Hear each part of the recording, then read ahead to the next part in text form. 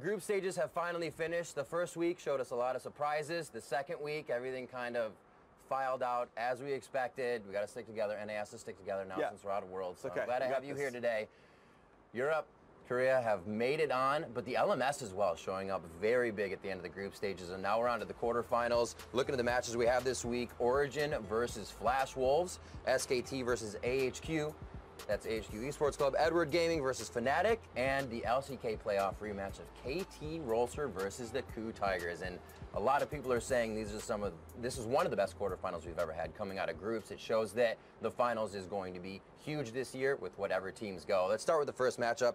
Origin versus the Flash Wolves. Both teams showed, I guess say one team showed well in the first week. Flash Wolves showing very well in the second set of group stage.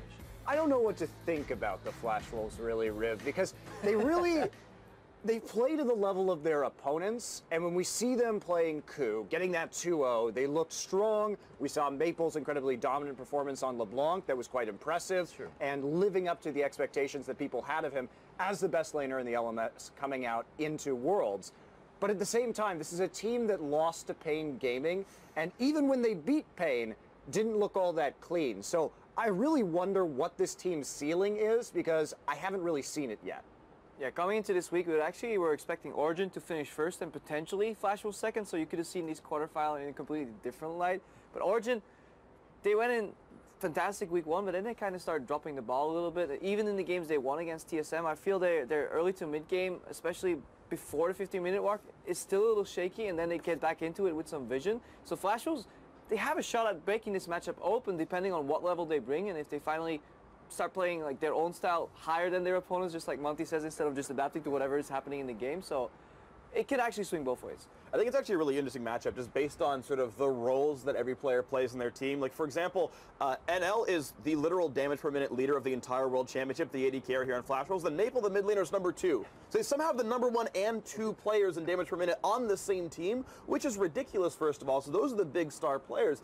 Meanwhile, of course, Stake, the top laner, has overperformed. We kind of came into Worlds thinking he'd be kind of weak. And on paper you think, oh, he should be really weak into SOAS. And that's the thing is these styles are very different between these two teams now, because Origin's gonna play very split push focus, and SOAS, even though he's got a really bad KDA, he was in a group with Someday, so his deaths are a bit inflated, and I think he's still gonna have a really good time against Stake, and that's a really big pressure point for Origin. Origin in the best of 5 though should be flexible enough in terms of champion pools that they can start targeting these strong points within the series. From the Flash Wolves, they did it against Fnatic in this finals over Europe. I see Monty going like, well, look at this. Look at the stats previously. SOAS got nearly half of his kills out of one game. Yeah, and he got nearly half his deaths. I'm sorry, deaths. I meant to say deaths. He was killed. Yeah. But that's what I was saying about SOAS coming into this, is yes, he's had strong performances, but sometimes he just overextends repeatedly, dies.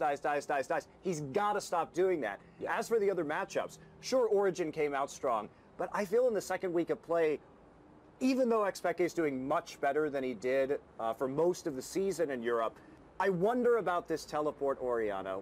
Where exactly is he going with this? It didn't really seem to work out in the second part of the group stage. He's got to show more champions. And I don't know in the boot camp how much time he's had to prepare a whole host of champions compared to a player like Maple. They've taken advantage of that multiple times. He teleports back to the lane, he's instantly killed. He's got a long journey back to the lane, and that's when we've really seen Origin start to falter. Yeah, it's a matchup I really want to see XPEK be able to withstand. Like, that's the one hard matchup for Origin, because otherwise you're up against, some of the best laners in Europe. The bot lane duo, right, are actually incredibly strong, and if NL is like this big carry and someone that Flash Wolves really need, well, suddenly Origin can handle that, actually. I feel like they're actually going to be able to do that really nicely. Mithy's an amazing Thresh, so you have the Thresh contest between him and Sora. You've also got the Varus contest between NL and XPEK over in the mid lane. So, like, even champion select is really interesting, and to me, it's such a fascinating matchup because there's so many different facets you have to care about in pick and ban as well as the game itself. And I think we can expect these games to go long, too. Yeah. Both of these teams have average game times of about 40-plus minutes. Yeah. So it's going to be a long, bitter battle more than likely. And if Flash Wolves, I think their strength is getting these assassins for Maple, trying to getting him rolling, playing more pick compositions. But we look at maybe some poke compositions for the Flash Wolves too. And Origin, it's about how well they can use teleport, because when they were beating teams like KT, it was about playing the map super well, and I think they can outplay Flash Wolves in the macro game. Origin, rather. Origin in the macro later game. on in the show, we're definitely going to find out which team you have chose, Origin or Flash Wolves, when we do the pick 'em. So before we head into the next games, we're going to drop a wiretap on the players. You know what it is. It's time for mic check. That's the good life. I got everything I need. Coffee and headphones? Coffee and loud-ass teammates. 뭐라는 거야? 테이크업 에너지. 에너지 준다고. Are we gonna fight? I'm just gonna ult this. I'm just gonna ult this. Yeah, just try to hold it. Nice. 后面。啊！吐我，给没？不用要3秒才能吐的。给我！我按！狗牌，兄弟！AD no flash，AD no flash。OK， 看 fight，nice。AD， nice，mute，note，吸，衣服。no flash，我送你小心点。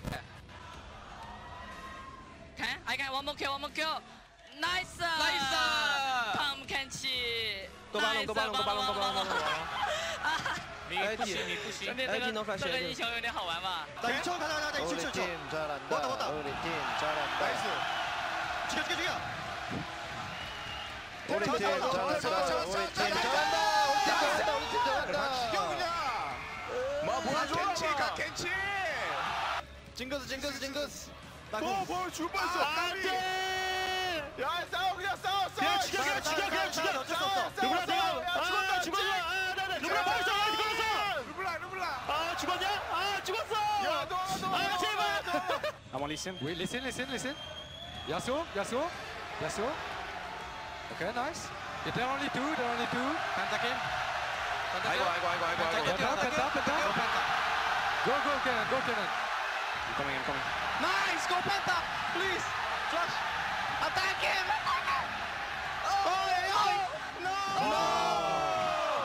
Push back. So close. If I max Q second, I have that one. Good. Can we take the tower or? Yeah, can I stop it? I'm got TP. There's some creeps. Bot. She flash. She's gonna die. Nice. Nice. I'm moving. Fight slowly. Don't go They're really low. Nice! Holy shit! Nice, man. Go Drake. Focus on Drake. 慢慢打就好。维康的死了。double left 死。double left 会死。不好意思下面哦。下面哦 ，AD 上 AD。I move now. My homework. Are you? I'm moving. Shen is dead. Oh, I'm dead. Holy shit. Cannon is dead. Care. I will heal you after this. Back. If you Set. can. He has ult. I'm really low. Oh, did you kill this? Oh, kill everyone! Go vision! Don't die. Nice. Listen. 10 seconds, Cannon. We got it.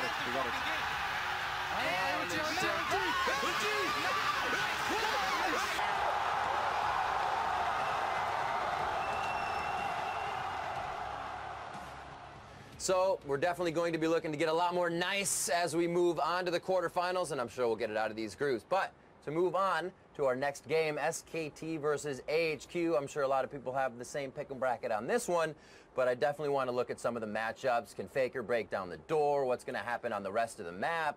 How's it going to go? I think at this point it's not a matter if SKT is going to win, it's more about how hard. My prediction is around 8 p.m. local London time, we'll declare the time of death for the Esports Cup. So when the flat line's coming in. But we have to give massive props that they actually got this far, because coming into the tournament, like not many people expected maybe one LMS team, let alone two, to make it out there. Especially after the first group. But then, if you get that group done, for HQ, it's SKT, and then, lights go out. Yeah, obviously the hardest first round matchup HQ could have pulled SKT. Everyone kind of knows who the clear favorites here of the tournament itself. We'll see if upsets happen. You got to give props where props are due, though. AHQ, I think, played very well, especially their AD carry On, who is the kill leader of Worlds right here. very impressive. Okay, he got to play an extra game. I understand there's some bias here, but the fact that teams kept giving him his jinx is a problem for teams against him. I assume SKT won't make that mistake, but if you let him play the late game AD carry and it gets to that 3-item phase, then he starts really taking over games, and it's impressive to see. You asked about Faker and Westor. My question is, will we even see Faker? Because there's a possibility that SK Telecom might just start off the best of 5 with Easyhoon, see how far he can take them, and try and hide Faker further into the tournament. Now, it's something we've seen before. Yeah, it's something we've seen before, and it could be they just want to keep their cards close to their vest, see what they can do there. But Easyhoon should still have an easy time against Westor. Westor, if he has to face Faker, the blind picking the Twisted Fate, the blind picking the Fizz, you cannot do that against a guy who knows these matchups. You want to play blind pick TF, he will riven you and you will die. And he's not going to get away with losing the lane in terms of CS. He's going to lose the lane in CS, and he's going to get solo killed if he tries these shenanigans. Just one thing that does help a little bit, and it depends, I guess, on how the teams choose to do things, but it feels like teams favor blue side. SKT, the higher seed, probably picks blue. So whether HQ picks their sides or not, more likely than not, he'll get to last pick for that mid lane position. That leaves Marin counter pick, which of course is difficult as well, but at least like someone gets to be the last pick guy, either Ziv or Westor, and try to survive the matchup. They will get the last pick, but if they end up on purple side, HQ Esports, that is, then they have to ban out these Gangplank, these Mordekaiser, these global bans. That leaves SKT the opportunity to just target ban these specific picks, so On will no longer get his Jinx. Albus may not get the Tahm Kench again, and those were very pivotal champions to prolong these games to the point where On could start carrying, and then later on, SKT has done their research, and they can just start counter these playstyles, even if it is. That's under the assumption that it'll be close. Of course. Not only that, we can talk about On, but let's talk about that matchup. Bang has a 71 KDA right now. He's pretty good. Sorry. Okay. Sorry. He's okay. You know, he's no double it. It spells bloody between the 280 carries for sure. Yeah. This game is going to be messy. And the thing is, as well, like, honestly, as much as we talk about Faker and Easyhoon, I actually think this tournament is not about the mid lane for SKT. When you look at the rest of the players, you mentioned the Bang 70+ KDA. I mean, he's crushing it. SKT is the team, of course, #1 KDA. They're the favorites again. But Marin is the #1 player in the tournament at CSD at 20. He's the #1 top laner for CSD at 10. He's the #2 player overall, actually, sorry, #1 player overall for gold per minute, and the #2 player overall, or in roll, sorry, for damage per minute. Like, Marin is crushing it right now, and he's actually, like, the really big all-star to me of the team as far as this tournament's concerned. And a lot of those times, that was him in the top lane, not a lot of help from the jungle as well. Right. Yeah, it does seem, though, that overall, the playstyle that wins the most type of games is having very much power invested in the top lane triangle and leaving bot lane to just play the passive farm to get relevant for fights. SKT have shown mastery of that style as well, especially with how well Bang has been playing this tournament. He has just been the perfect supplement to each and every one of his lanes. Like, Bang and Wolf didn't even require that much health because they're that good at just playing neutral or ahead. And then Bengi, he's been supplementing Marin and Faker just wherever needed. Well, even SK Telecom's playstyle, playing around the top lane early on, getting champions like Darius up there in the top, or Renekton, these champions that can do a lot of damage, that have a lot of kill pressure in the top side. Meanwhile, Faker's just sitting in the mid lane, chilling on Azir, chilling on Ryze. These are champions that will scale into the late game. So they have this really nice power curve in terms of their team compositions. But the games have been so short that Marin's been the one shining. Somebody takes it late, though, that's where the Ryze kicks in, right? Well, there's definitely no doubt in this game, SKT versus AHQ Esports Club, AHQ has their work cut out for them.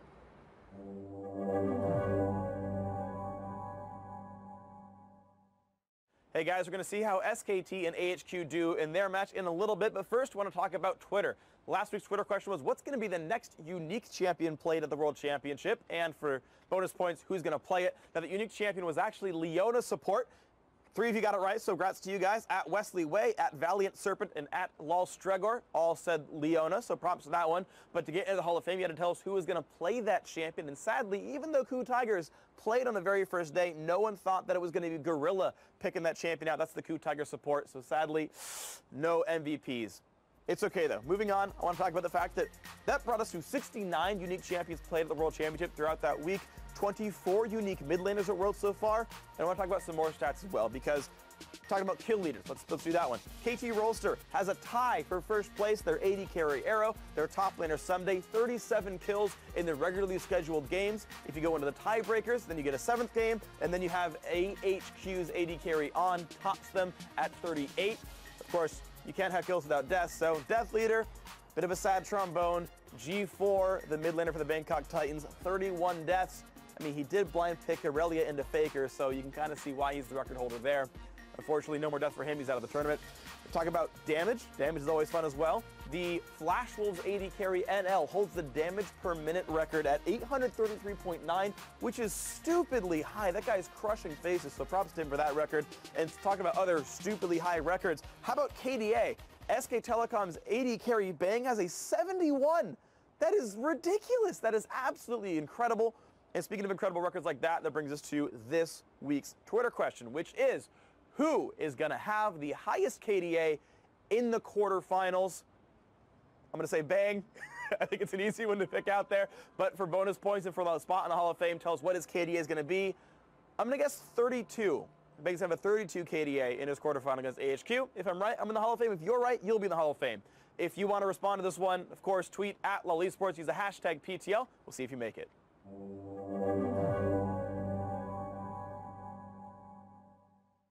So whether you decide to fall in line with Freak or not, he never usually wins. Best of luck on your prediction. We do have to move on to the next game, EDG versus Fnatic. You know I still love you. Looking at this game coming out of the group stages, or at least EDG, they faltered a lot, and it was kind of hard to see why. That's the flip side for Fnatic. Very notable points of why they were having bad play and why their games weren't going the right way. Yeah, absolutely. I mean, Fnatic was very clearly overconfident in their first week group stage games. I believe Huni himself said it in an interview. It's like, yeah, we kind of screwed that one up a little bit here. And I mean, that could have been more of an eye flashing into two people. He was clearly way overconfident. So that got fixed by the second week. Fnatic looked like the Fnatic that we know from the European LCS in the second week. They looked dominant, looked like the team I had to top the group. It looked like the real Fnatic, and they even got first seed as a result of it. A close game against AHQ, okay, but like, by and large, like, that's the Fnatic that I know, and it's everyone's playing on full cylinders. Reignover crushes the early game, and Huni gets the results of it. I want to agree with you. I had Fnatic in first place too, but for me, this particular best of 5 is who steps up from those previous performances, because when Fnatic, it comes in with a strategy they have prepared. Running 2 big carries in the top and mid lane with that AD Kennen, they look really crisp. Kennen goes away, all of a sudden things get a lot harder against AHQ. EDG, seen him play pretty poorly in the early game. Yeah. They do not understand how to play around Amazing J and top lane carries in this meta.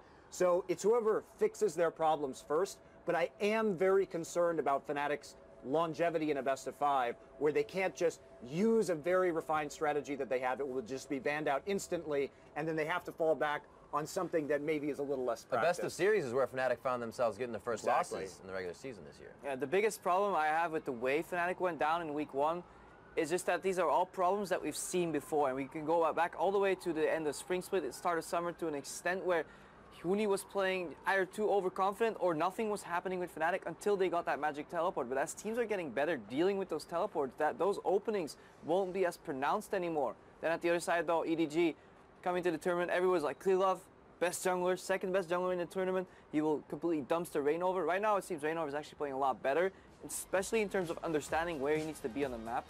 Yeah. Huni got solved as a problem because of Reignover's pressure. Klilov, he's lost. Like, he went bot level 2 as a Gragas. Like, ganking bot lane is already a mistake. Ganking that specific bot lane was a mistake. And not protecting your top laner against this set of combinations that SKT had in that game, I think it was Darius Elise, is just straight up dumb. Well, we have to look at the meta too, because when we talk about these two junglers, Reignover loves camping for Huni. Happens that works out really well right now. Clearlove loves camping bot lane. And it's not so awesome at the moment when it comes to strategy, right? Depends on the teams. It depends. Because you have the LMS teams who the AD carries are carrying them, so there is some of that. Ziv is doing pretty damn well himself. Well, of course he is. But I don't even think that that's going to do them a lot of favors moving forward in the tournament. I'm just saying right now, I think the tendencies of these two junglers, Reignover just has a natural advantage. Yep. And I absolutely agree. Synergy-wise as well, right, he's going to be there. And just to sort of reiterate the Fnatic effort, point here over confidence. They're up against Edward Gaming. Okay, they look kind of bad in the loss to SKT, but this is EDG. These guys are crazy talented. They got former world champions. I think Fnatic will show up to play. Final point. After watching the later matches that Fnatic played, though, I think it was against HQ, they had complete deep vision control, but then Reckless still ended up dying a couple of times. And that is one thing that worries me. Fnatic was playing with more information than the average team at Worlds had, and they were still giving up kills. And EDG, they don't hesitate to go for those kills. So they make these like crazy plays that don't really work on paper. Sometimes that can catch Fnatic off guard. You heard Big Ben. Timer's up on this one. It's going to be an amazing match. We got Febivin versus Pawn in the mid lane, Reckless versus Daft. Definitely going to be a match to watch.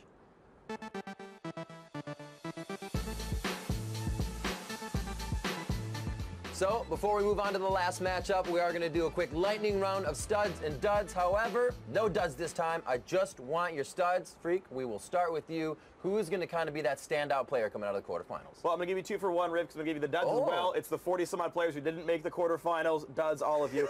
But honestly, thanks. But as far as the stud is concerned, to me, it's the true MVP of the group stage. It's the reason his team even made the quarterfinals. That's AHQ's AD carry on. He is the kill leader of the entire World Championship right now. The team would not be this far without him. His Jinx is absolutely amazing. Beat C9, beat Invictus, beat Fnatic not once, but almost twice, if only his team played a bit better. That's the guy who is the reason his team went so far. I think it's very obvious it's him. All right, Monty. Well, if I have to take studs, then I'm going to have to take the Hecarim player, Cacao, just based on definition, but beyond that, Gorilla is going to come in as my stud. Again, similar reasons to Freak. I feel that he's really the reason why KOO did as well as they did in the group stage. He's a support player that has played 6 different supports in 6 games so far. Unique across the board. Yeah, unique across the board. His Tahm Kench game, his first ever Tahm Kench game, was magnificent against CLG, using the Tahm Kench with the Jinx so well. I think it's the best Tahm Kench play we've seen, and there's only going to be more from this guy moving forward. He also was the main player to set up a lot of their plays, the key to their pick compositions, and when KOO fell down, it was because his teammates were failing to follow up on his engages or engage themselves, but his individual play has been outstanding. Definitely another reason to bench the Kench. Crepo, I'm just going to follow Freak here in his reasoning. I think without my MVP, the team would have done a lot worse too, mostly because it's really hard to win a game 4 against 5. But That's fun. no, I just want to say Bengi. Coming into the tournament, Tilov and Cacao got so much praise for being the best junglers in the tournament, and everybody was kind of underrating Bengi for whatever reason it was, but he really stepped up, mostly supplementing his laners with just the help they required. He's always at the right place at the right time, which doesn't make for very flashy plays, but if you actually track his map movement, it's just interesting to see how efficient he passed. He knows where he has to be a minute ahead of time, and everybody plays around him very well. So in that regard, I just want to congratulate Bengi on his performance. All right, so you got a few studs to keep your eyes on from these gentlemen. See what happens.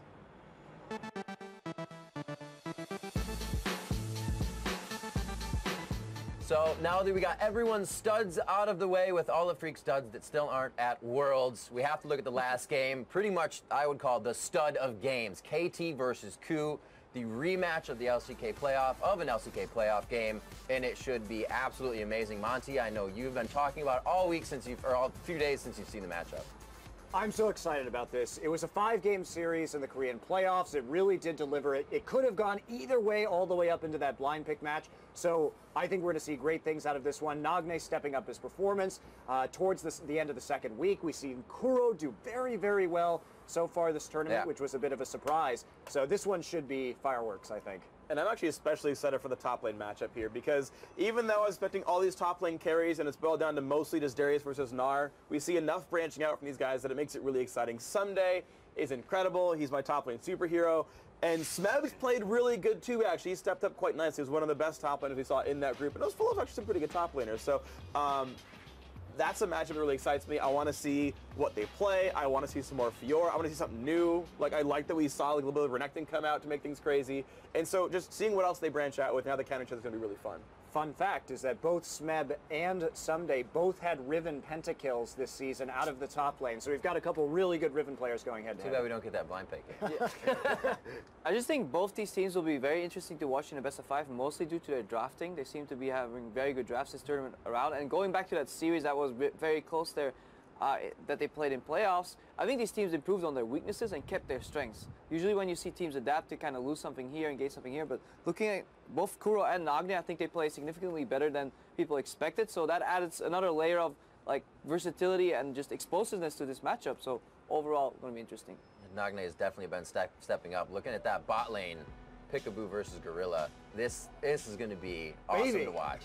I'm actually really excited because this is the second year in a row, and I know there's been other Tahm Kench players, but Gorilla again brought a new support to Worlds. Last year it was Janna, and you didn't think Janna was good, and I believed in Gorilla.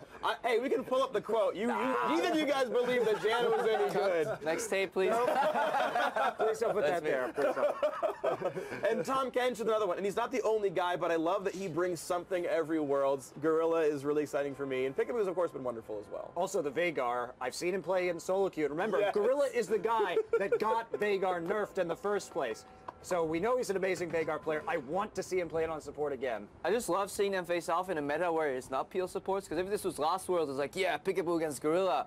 We'll maybe see them disengage each other very aggressively. But now you have these things like the Thresh comes out, the Tahm Kench comes out, you have these plays to be made, Veigar can come out, so hopefully we'll see finally see some kills in the bot lane, because it's been pretty stale overall.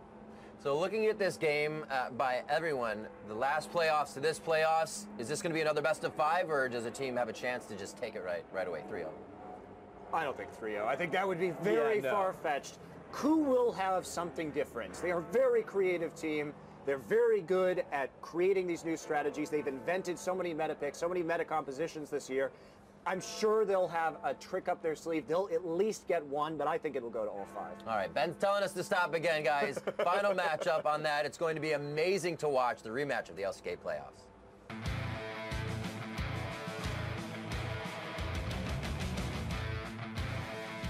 So it's that part of the show where we turn on the death timers, and we're going to see this week who the most overhyped player for you guys is. Freak, I want to start with you. Try not to feed. I'll do my best. All right, here we go. With the timer, I'm going to start with some statistics. You tell me who you think it is. Of the 42 quarterfinalists, he is 37th in kill participation. He's actually 11th worst in the entire tournament if you count people who were eliminated already. He is the only mid laner in the tourney to be out-farmed in CS per minute by his top laner and AD carry both. He has the most deaths per game on the team and the worst KDA on the team. This is the best player in the world, Faker. Faker is not playing to the expected level of this player at the World Championship. He's dying, he's not doing very well. And the thing is, SKT, when they win, is actually not even that much about Faker anyway. Back in the Season 3 World Championship, Piglet beat him in kills, beat him in KDA, beat him in pretty much every match you can think of. Pretty much the same thing for Marin, actually, or Impact way back when there as well. At the Mid-Season Invitational, where they lost, then Faker was the highest KDA and the least deaths per game because the team needs to step up for SKT.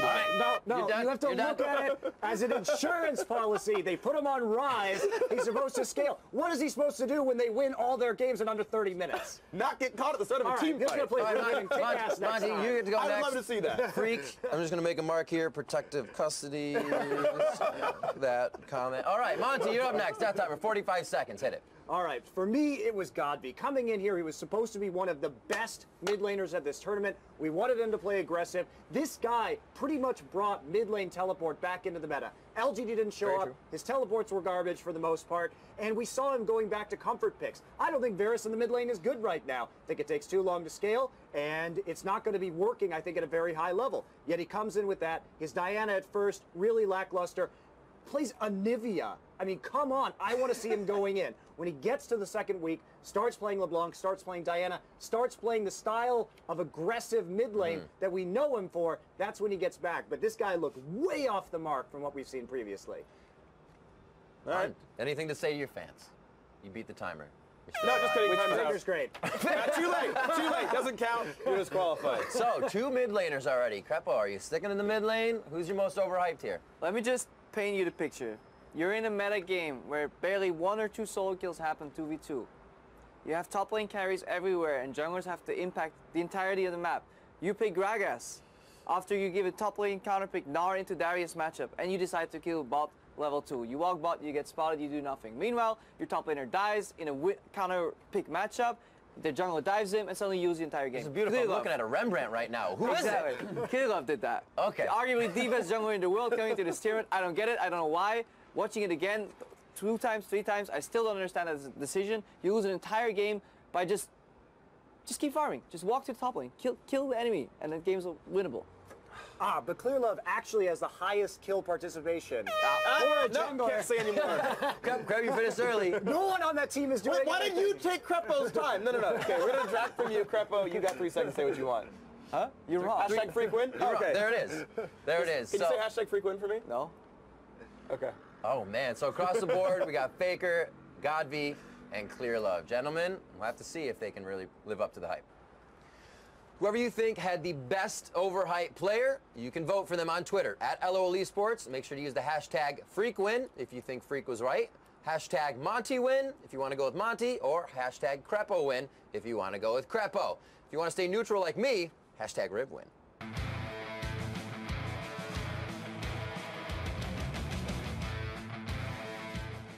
All right, gentlemen, as the show begins to come to a close, we cannot forget one important thing, and that's pick'ems. Most of us have already kind of tossed them out the window, as we are not one of the some 50 people that still are able to get this right. God bless them, and good luck as it keeps moving on, because there's a lot of possibilities. But it's almost become easier to figure out with who we now have in the quarterfinals, who's going to move on to the semis. I will start myself. I believe OG will take down the Flash Wolves. They will move on, and they will be facing SKT as they take down AHQ. On the bottom half of the bracket, I feel like Fnatic will be able to take down Edward Gaming, even though both teams have had some follies, and Fnatic will be facing off against KT Rolster after they take down KU.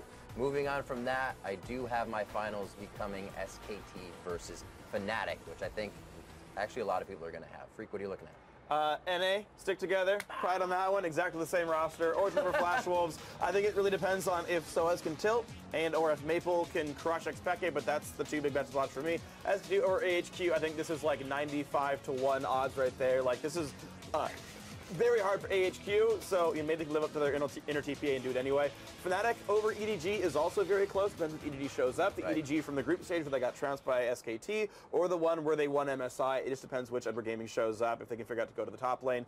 And finally, KT Rolster over KU. It was very close last time in the Korean playoffs. Went to 5 games. Maybe it'll go to 5 here, but it feels like KT Rolster are playing really strongly. Advancing from there, SKT over Origin, I think pretty strongly. They'll drop at most 1 game. Fnatic over KT, I think will happen. I just believe in Fnatic actually showing up very strongly, but ultimately SKT probably wins the whole thing. Sad for Europe. All right, Monty.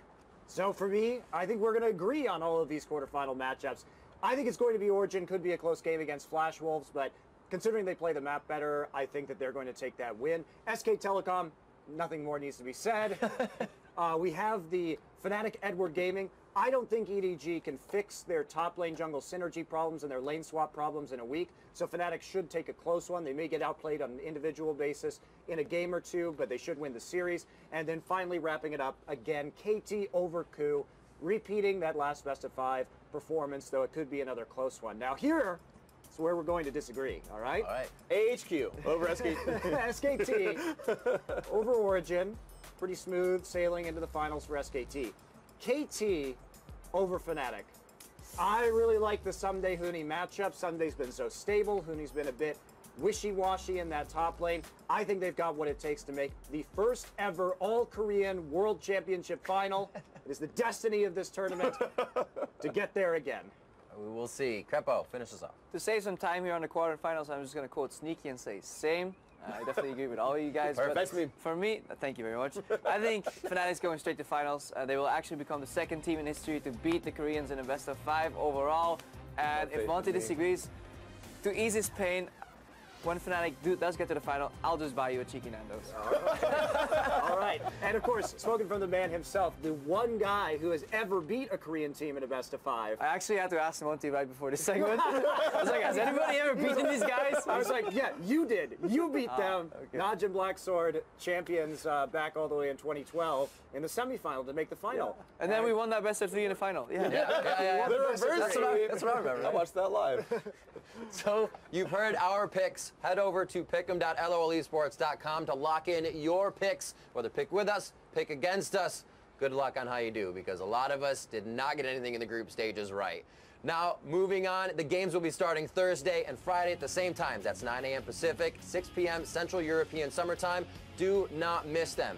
I know a lot of you have already been watching because you're sending in your hashtag #ThePentas to @LOL Esports. Keep doing so because there's only more big plays to come. All right, gentlemen, I want to thank everybody for joining me here on this breezy balcony in beautiful London. All your cheeky picks and what you have said is just enlightening the viewers around the world, and hopefully all of you are correct in your picks. I can't We believe can't you went all be with correct. Faker. You're so crazy. We can't all be correct, by the way. We have all different predictions here. It can happen, but the chances are very, very low. No, it's literally 0. I know. Okay. Nice pun. Thanks. Looking at this, guys, I believe we do owe it to our viewers, however, to leave them with the right proper Penta! Charging in at number 5 is LGD's Flame with the triple kill. Mithy here. Godfrey may go for that valiant kill before he goes down. They are able to slice him out. This is going to be a kill. Double kill for Flame. If he can keep getting that on Amazing, it's going to be a triple. But here comes the command protect. Shockwave actually pulls him perfectly away, but he gets hit by the undertow. Amazing doesn't get the dodge in, and Flame going huge. Flashing in at number 4, AHQ's On shows what happens when an unstoppable force meets a movable object.